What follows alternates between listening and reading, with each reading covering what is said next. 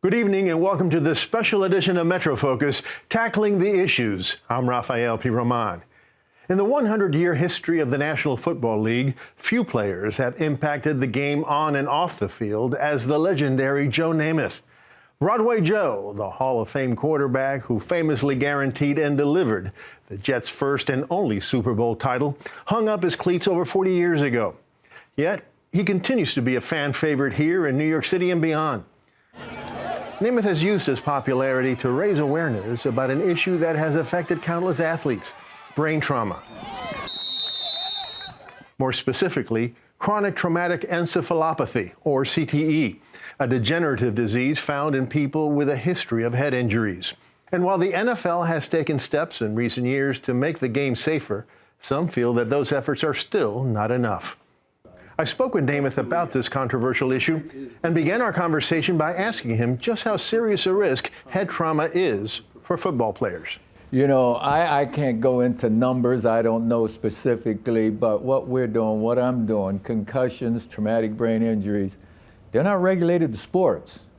And this is how I got involved. I mean, every day, kid falls off a bicycle, there's an automobile accident, a lady gets hurt, a guy gets hurt falling down. Traumatic brain injuries happen every day, and there's over a couple of million people at least that have them right now that can't get treatment. So why did you decide to become involved in the fight against this disease? Was there a personal reason? Absolutely. I have a friend. Now, I've had some associates and guys that I knew that took their own lives over these past 6, 7, 8 years. But a teammate of mine, for 4 years, he'd come to a camp that a friend of mine and I have, and he'd talk to us, and he'd been to every camp for 30 years. And he was expressing to us how he was having some trouble with his memory, with forgetting too many things. And this is over a period of 3, 4 years. And I, honest to God, saw a terror in his eyes, a fear. He was afraid. Now, this guy was never afraid of anything. He was a heck of a football player with the Jets and all. And I started wondering, you know I had a handful of concussions minimum. And I plan on living a while, and I figure I owed it to myself to find out my situation. I owed it to my family, my children. So I called the doctors over at Jupiter Medical Center, specifically Lee Fox and Dr. Miskin, and asked them if there's any way I could find out what's going on with my brain. And so we started a study. I took cognitive tests, and then I had my first brain scan, which showed damage to the temporal and left side of my brain. Cells were not getting a blood flow. They weren't working. They were dark. And so I went through a series of dives over a period of 7 months and change, 120 dives to be exact, in the hyperbaric oxygen chamber. And after every 40 dives, I had a new cognitive test, a new brain scan. So let's talk about that treatment. It's called hyperbaric oxygen therapy. What does it do, and what do you hope it will accomplish? It's pure oxygen running through your system under a pressurized environment. It's been in use for hundreds of years. And our Navy, the SEALs, you come up out of making dives and you go into a pressure chamber, and that's one of the ways to decompress. But the use of pure oxygen to help ailments is being used more and more. It's been recognized and being used for folks with diabetics that have wounds that are tough to close, and they're helping the wounds close. I kind of joke a little bit in a sense. I had to talk to 10 guys in a huddle over the years, many, many, many times. And so I had to be kind of simple and clear to them. And with us, I tell you, I ask you, you know, we can go without fluid for a while, huh? We've done that. We can go without nourishment to food for a while, sustenance, huh?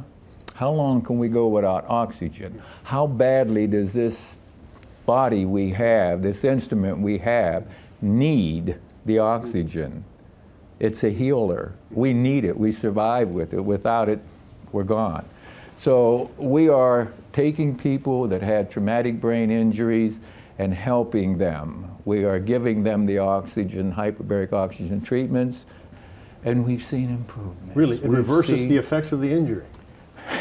We've had people that couldn't talk, couldn't lift their arm, come in, and That's great. yes.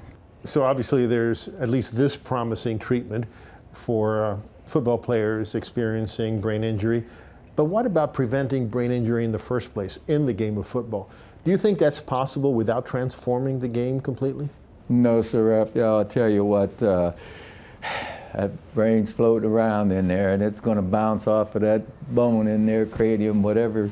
And whether you fall off a bicycle, whether you're making a tackle, whether you get hit as quarterback, go back, hard hit, but boom, the back of your head hits the ground. Whether a guy comes across you, we've changed the rules in football from not only the professional level, but to the elementary level, all right? We're trying to make the game, the sport, safer. But the fact of the matter is, the sport of football is a contact sport.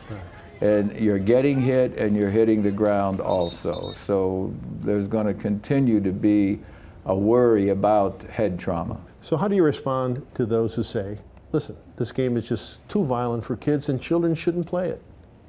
Well, if kids knew, or if they were mature enough to make a decision, or if they were like me in a sense, I never liked getting hit from when I was a little guy, whether it be double digits, single digits, and even through pro ball. I didn't enjoy getting hit. The thing is, children can't make that decision. The parents make it for them. And it starts out, for most of us at home, the parents influence the children, good and not so good sometimes, but it comes from the parents, especially on an elementary level. Most of the time, that parent wants that child to be in there going, he's tough, yeah. But, so what would you say to those parents? I would say give them time to mature a little bit more. Give them time to let the bones, everything else get bigger as well as this. And maybe by that time, you might not even want to put them through the rigors of football. And again, it's a contact sport, man, and whoever plays it is going to get hurt. It might not be a concussion, but they happen almost routinely in games. If you were in your prime today, would you play the game of football? We knew nothing about concussions. I would have played baseball and stuck to baseball Really? if I knew the dangers of the sport. Getting your bell rung was kind of, okay, I'll shake it off, I'll go. That's all any coaches, trainers ever told us. You get smelling salts and go back in there, you're tough. It was a young person's game that wanted to be a man, wanted to be strong. We wanted to get out there and play.